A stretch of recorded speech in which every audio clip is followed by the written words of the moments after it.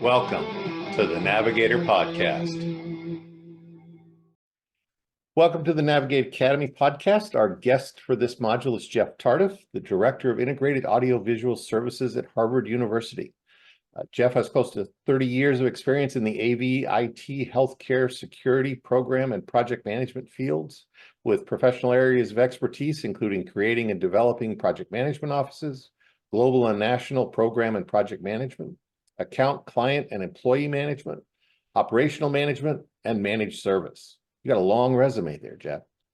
Thank you. So his career has included positions on both the client and vendor side of the integration business, which to me gives him a unique perspective on our clients' needs. He holds a number of certifications, PMP from PMI, CTSI through Avixa, and the ITIL through Axelos and OSHA 10. So Jeff, thanks for participating, and we're going to talk through a day in the life of a mature project manager. Excellent. So congrats on your new position with Harvard University. What responsibilities does this role entail? Thanks so much for inviting me to your 50th podcast, Brad. I really appreciate it. It's quite an accomplishment for you guys as well, and I'm honored to be on the episode, so thank you. The new position is the Director of Integrated Audiovisual Services, as you mentioned. So IAS is a unit of the ESS department in the FAS at Harvard, and that's quite an alphabet soup. So exactly. The Faculty of Arts and Sciences, or FAS, is one of the colleges under the university umbrella for Harvard. So the ESS department, which is Educational Support Services, falls under the FAS, and they support the educational and pedagogical goals of the college. So my unit, which is IAS, Integrated Audiovisual Services, is one of 6 units within ESS, and we are responsible for the portfolio management of classroom and departmental AV systems. Cool. Well, awesome. I know you've got all the talents to make that happen. Yes. Yep. So really what we're responsible for is managing the day-to-day operations of IAS. That's my role. There's 9 employees involved. We have a design and engineering team of 3. We have a tier 2 technical support team of 3, and we also have a project management team of 3. We develop those AV roadmaps for the FAS. They include the life cycle planning, creating AV standards, developing and maintaining what we call the AV condition index of the spaces, and also annual budget planning. Awesome. So you worked, again, many companies, and congrats on this newest one, successfully managing projects and managing project managers. What are some habits you've carried through all those positions? Yeah, absolutely. There's been a long career already. And I think the one that sticks out the most is definitely being proactive and being a consistent communicator, making sure that you're going out there, you're communicating the right things, the right message rather, to the right people at the right time. That's really, really crucial to any role, but it's also very important for project managers. Completing tasks on time is another one that's really important to not just your role, but those around you and those you're responsible for. Response times are important on completing tasks. If you say you're going to do something by next Friday, make sure you take care of that. And if you can't, message that out saying I need a little more time. It really amounts to being true to your word, which is very important. People trust you based on your word and your ability to perform.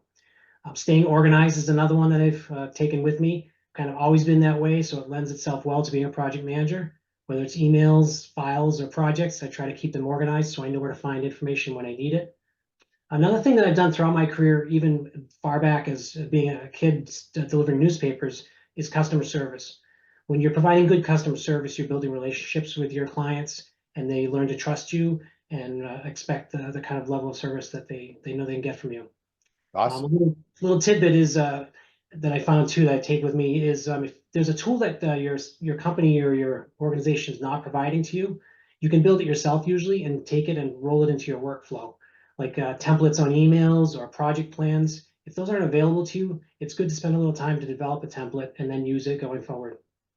Right. Again, the reuse is huge. And again, it doesn't take double the time to build a template. It takes maybe 10% more time. Correct. Yep. Absolutely. Now, this question you may have answered. I'm coming at from a slightly different angle. Sure. But from a routine, what are a couple of daily or weekly actions you use and also that you teach other PMs to use? Yeah, one of the big ones is time and task management, making sure that you work from your calendar, that you have time to do your tasks and time management, scheduling focus time to really get those tasks done and get work done. We all fall susceptible rather to having a lot of meetings on our calendars. Those can take up your whole day, and you can find that you don't even have time to complete your tasks. So you have to circle back and make sure that you're checking on your to-dos, you're taking care of your daily tasks in addition to attending meetings and really driving a lot of meetings. One of my favorite things to do in business, in my business world, is making sure I take care of my inbox and keeping that as clean as I can. I've run into a lot of people with thousands of emails in their inbox, many of which haven't been read. You're probably missing some details there that are important. I'm definitely a fan of that zero inbox, but I find myself getting overwhelmed sometimes as well, and I have to catch up. Consistent touch points is another thing that I do with my team and with others. Whether it's weekly project meetings, consistent reviews of work in progress on projects, just different project reports that you can send out, and the one-on-ones with my employees. That's a really important touch point during the week to make sure that I'm helping support my team. And one tip for those of you listening out there is it's important as a project manager to really hold each other accountable to our roles and responsibilities. When you know that somebody's expecting something of you and that they're going to come back and ask for that, if you don't give it to them, you're most likely going to take care of that. You can set that expectation with your partners around the projects and make sure that they're taking care of things that are important for you to get your job done. Awesome. How do you balance the pull of reacting to urgent? And I think some people love to put their firefighter hat on, or they get that Pavlovian chime of their email, those that answer it and say, ooh, ooh, shiny. So how do you balance urgent with, I'll say, criticality or important? Absolutely. I gotta be honest, it's a daily activity and it's one that I work on consistently. I will never stop having to identify what is important and what is urgent. Yesterday is important, is today is urgent oftentimes, and you have to make room in your schedule and in your day to address the urgent. That being said, triaging these things on a daily basis is a good way to make sure you're focusing on what's truly urgent and not just what you may feel is important or maybe is even easier to take care of right away. So moving things around your schedule is an important way to take care of those most important tasks and that urgent. You're going to have to maybe push a meeting out for a couple of days, maybe cancel it for that week. And like you said, being careful of shiny things. It's easy to go and just live out of your inbox, or somebody's talking to you in the office. It's nice to have a conversation, but there may be something important that you're missing. So watch out for shiny things. But once again, scheduling your time and planning for tasks to be completed, you're really preventing tomorrow's fire from happening. Great. I found that one of my key learnings is when people say, you got 5 minutes, I really start to focus on what are they asking me? And is that a question they could have gone and answered themselves? Or do Absolutely. they just use me as the shall answer person? And starting to delegate out, and then again, growing that relationship and growing trust. Yeah, it's really important to help support your team members by allowing them to do the work and not just have them come to you to solve the problems. That's one of the skills I'm really working on as a manager, is saying, okay, I know how to solve this, but do you know how to solve this? So when somebody comes to me with a problem, I say, well, what do you think? How do you think you'd solve this? Give me a couple of options, and it helps grow the team.